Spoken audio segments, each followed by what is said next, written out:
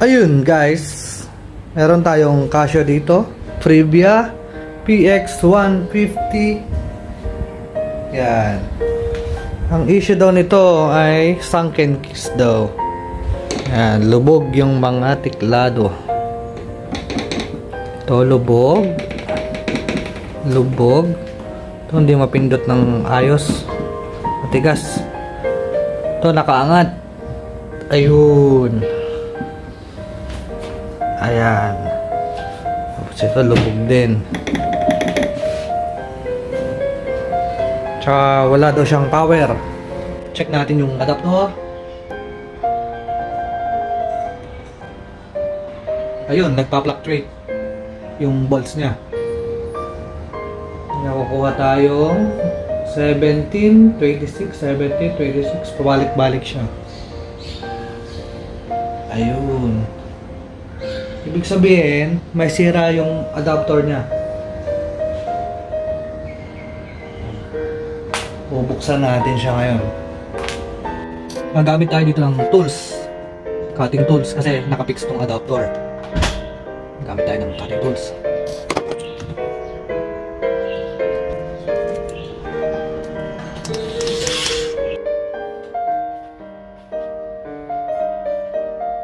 Yun, no? Bukas natin, puro sunog. Yan. Wala tayong magagawa dito. Matrabaho to. Yan, no? Puro sunog lahat, oh.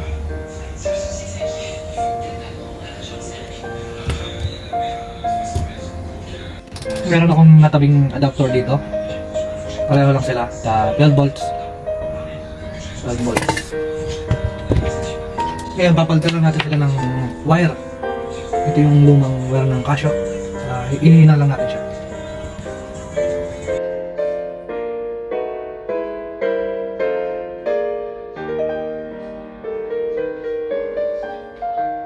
Ito yung adapter natin ginawa.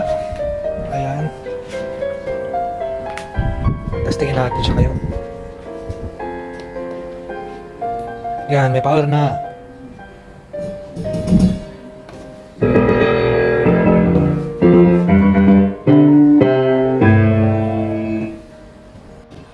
Ang sunod naman natin ay yung sunken keys. Yung mga lubog na teklado. Yan.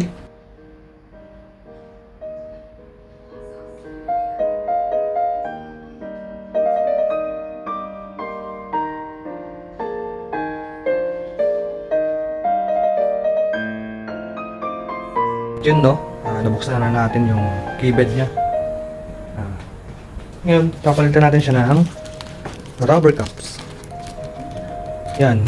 Ito ay nabibili sa Lazada, AliExpress. Yan. Ngayon, tuturo ko kayo paano tanggalin. Bali, tutulak mo siya pa ganun. Yan.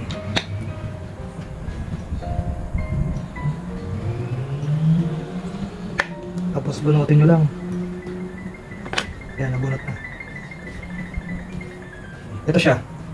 Napunit na. Yan. Ngayon naman tuturo ko kayo paano magkabit. Kuha tayo ng rubber cups. Yan. Bali, papasok mo lang siya dito. Masyadong mahigpit. Bago kasi ito eh. Yan. Ganyan lang yung pagkakabit. Tapos, ito, yung side na to, itong rubber, lalagyan mo siya ng gasa.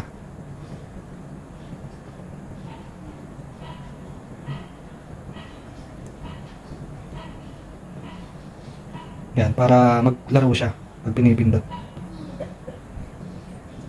Yan, okay? Okay, yung pagkakabit naman, yan, papasok mo na siya dito, pabalik. Yan. And then, hilahin nyo lang pabalik, pa ganun. Yan. Yan, balik, okay na. Okay, isa pa. Pasok nyo lang.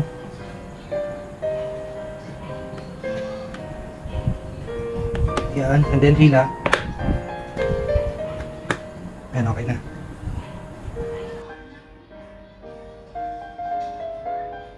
Yun na nga. Tapos na tayo. Yan, check natin. Okay na. Hindi na nakalubog yung keys. Testingin natin.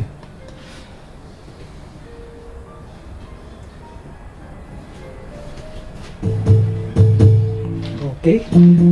Okay. Okay.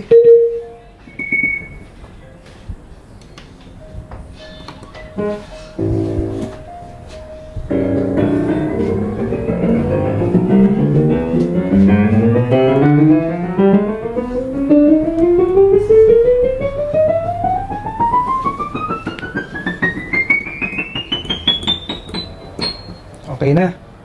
Ayan. Ready to pick up na to bukas.